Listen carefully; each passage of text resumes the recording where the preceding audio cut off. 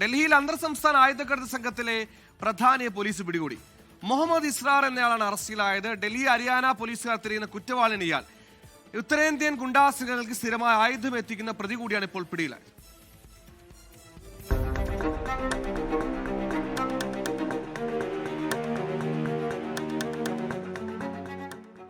രഹസ്യവിവരത്തിന്റെ അടിസ്ഥാനത്തിൽ ഡൽഹി പോലീസിന്റെ ക്രൈംബ്രാഞ്ച് സംഘം നടത്തിയ പരിശോധനയിലാണ് ആയുധക്കടത്ത് ശൃംഖലയിലെ പ്രധാനിയായ മുഹമ്മദ് ഇസ്രാർ വലയിലാകുന്നത്.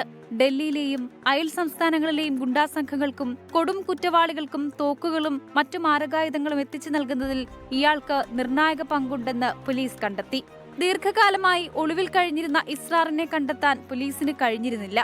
തുടർന്ന് ഇയാളെക്കുറിച്ച് കൃത്യമായ വിവരം നൽകുന്നവർക്ക് ഡൽഹി പോലീസ് 50,000 രൂപയും ഹരിയാന പോലീസ് 5,000 രൂപയും പാരിതോഷികം പ്രഖ്യാപിച്ചിരുന്നു. ഇയാളെ ചോദ്യം ചെയ്തു വരികയാണെന്നും കൂടുതൽ അറസ്റ്റ് ഉടനുണ്ടാകുമെന്നും പോലീസ് അറിയിച്ചു. 24 ഡൽഹി.